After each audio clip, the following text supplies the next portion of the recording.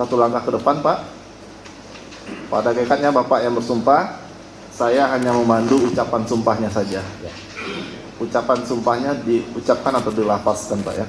Bismillahirrahmanirrahim. Bismillahirrahmanirrahim. Demi Allah saya bersumpah. Demi Allah saya bersumpah Bahwa saya sebagai saksi dalam perkara ini sebagai saksi dalam perkara ini akan memberikan keterangan yang benar dan tidak lain daripada yang sebenarnya. Silakan duduk, Pak. Pak Dedi ini saksi ya, bukan ahli ya? Saksi yang mulia. Ya. Akan menerangkan seputar apa? Beliau ini adalah yang pertama mengadakan penelusuran terhadap terungkapnya peristiwa ini. Kami ingin mendengarkan lebih jauh apa yang didapatkan selama melakukan penelusuran terhadap kasus Eki dan Vina. Baik, silakan untuk ditanyakan terlebih dahulu, Pak. Ya, Silakan, Pak. baik. Saudara saksi Kang Dedi, apakah Kang Dedi dalam keadaan sehat pagi ini? sangat sehat. Sangat sehat ya, dapat memberikan kesaksian sebagai saksi testimonis de auditu ya, yang apa yang saudara saksi dengar, saudara saksi dapatkan dari hasil penuturan saudara saksi selama ini. Yang pertama kami ingin menyampaikan atau memberikan bertanya, apa yang saudara saksi lakukan pertama tertarik untuk melakukan penelusuran terhadap peristiwa Eki dan Vina di Cirebon ini? Yang membuat saya tertarik adalah pertama saya lihat tayangan di salah satu stasiun TV swasta di mana ada seorang terpidana yang baru keluar bernama Saka Tatal. Kemudian ada pengacara bernama Titin. Waktu itu mendapat serangan yang luar biasa, ketidakyakinan terhadap apa yang diucapkan, sehingga mereka berdua ini menjadi tertuduh yang luar biasa dari sebuah peristiwa yang terjadi 8 tahun yang lalu, tepatnya 27 Agustus tahun 2016.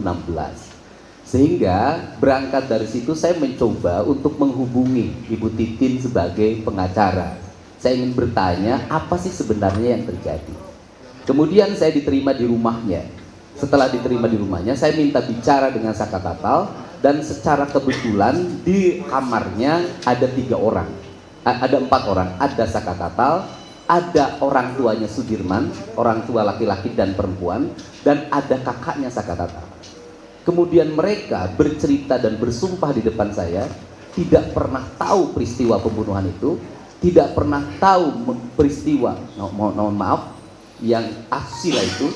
Kemudian juga dia bercerita bahwa pada peristiwa itu dia tidak ada di lokasi sebagaimana yang dituduhkan. Baik Saka Tatal, kakaknya maupun ayah dan ibunya Sudirman. Oke, sesudah saudara saksi mendengarkan keterangan itu, lantas apa yang saudara saksi lakukan untuk selanjutnya? Saya mencoba untuk mengungkap peristiwa itu berdasarkan hati dan pikiran yang saya miliki tanpa panduan dari siapapun. Dan setelah itu terjadilah penangkapan terhadap Peggy Setiawan. Ketika terjadi penangkapan pada Peggy Setiawan, saya mencoba menemui ibunya. Dan ibunya menangis, memeluk saya, bercerita bahwa pada saat terjadinya peristiwa itu Peggy Setiawan tidak ada di Cirebon, tapi ada di Bandung. Kemudian setelah itu saya mencoba, karena waktu itu yang menjadi saksi kunci adalah saudara AF, saya mencoba menemuinya di Bekasi. Dan kemudian AF meyakinkan pada saya bahwa dia melihat peristiwa pelemparan pengajaran yang terjadi di depan SMP 11. Berangkat dari itu saya mencoba mendatangi SMP 11. Kemudian di depan SMP 11 saya mencoba melihat di mana gang yang dimaksud dan di mana warung yang dimaksud. Karena saudara AF bercerita bahwa pada malam itu dia membeli rokok di warung. Kemudian saya mencoba menemui pemilik warung, seorang perempuan, di depan steam tempat AF bekerja, dan perempuan itu menyatakan bahwa kami tutup jam 4 sore dan kami tidak menjual rokok. Malam hari kami pulang. Setelah itu saya berjalan, tiba-tiba ada saudara Peri menemui saya dan dia menyatakan tidak benar peristiwa itu. Kemudian saya mencoba berjalan menemui warung yang ada di situ.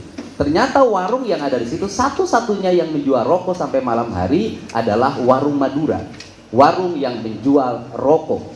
Dan kemudian saya mencoba mengukur dari warung Madura ke arah gang yang dimaksud. Ternyata jaraknya hampir 150 meter. Terjadi peristiwanya malam hari. Orang pada malam hari jarak 150 meter tanpa pencahayaan yang memadai bisa melihat segerombolan orang melakukan pengejaran, pelemparan, hafal motornya, hafal warnanya, hafal jenis motornya, dan hafal nama orangnya. Menurut saya, kita belajar logika, itu bertentangan dengan logika kita, itu penyesatan pikiran. Kemudian setelah itu, saya bertemu lagi dengan beberapa orang penjual sayur yang menyatakan bahwa pada malam itu anak-anak ikut mengangkat sayur.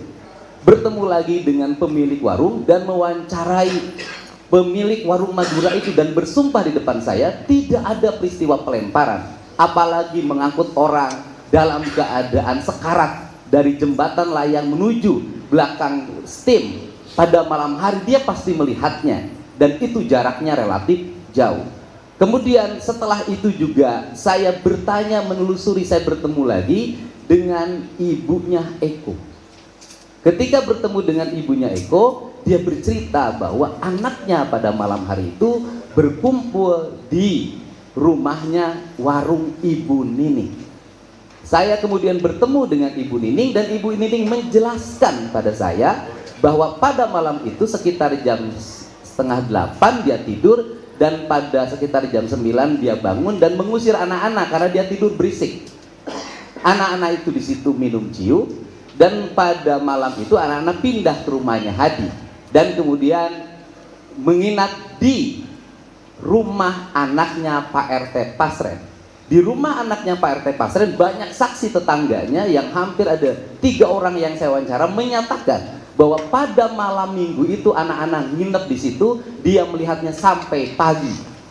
Banyak sekali saksi yang saya tanya itu bertentangan dengan apa yang disampaikan oleh gitu kan, jaksa dalam dakwaan maupun putusan yang bertentangan dengan prinsip-prinsip keadilan dan realitasnya.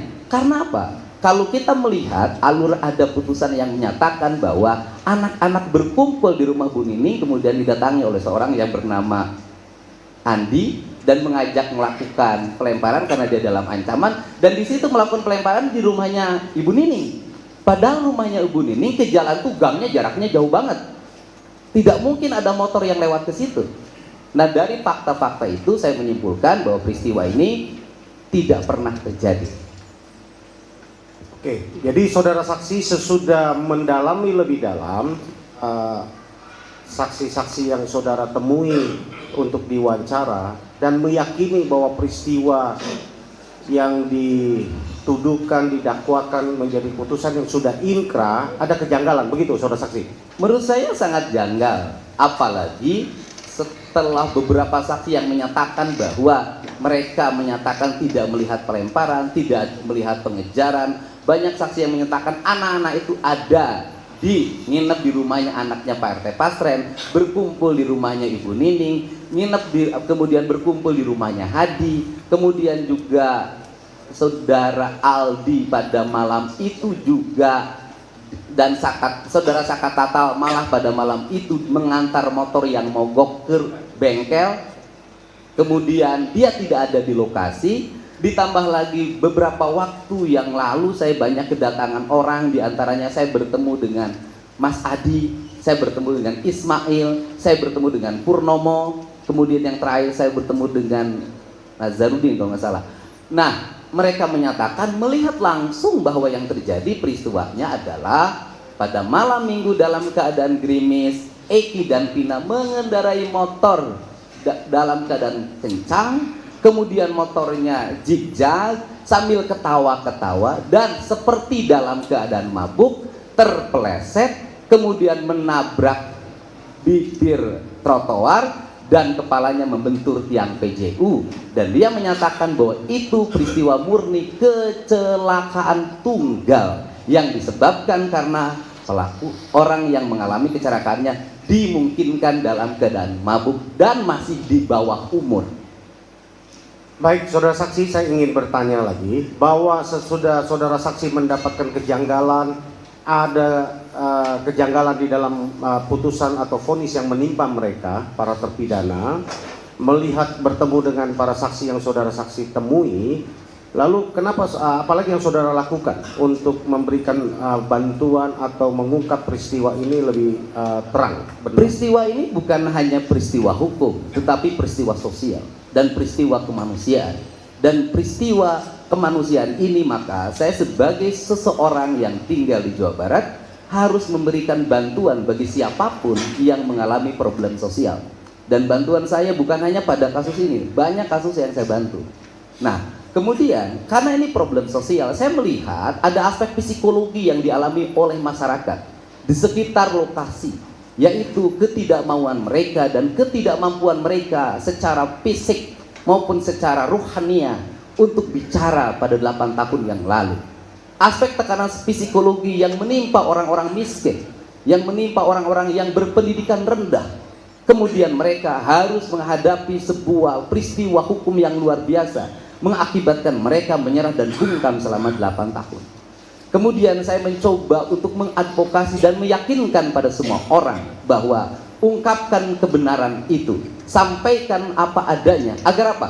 Agar peristiwa serupa tidak menimpa saudara kamu dan siapapun di negeri ini.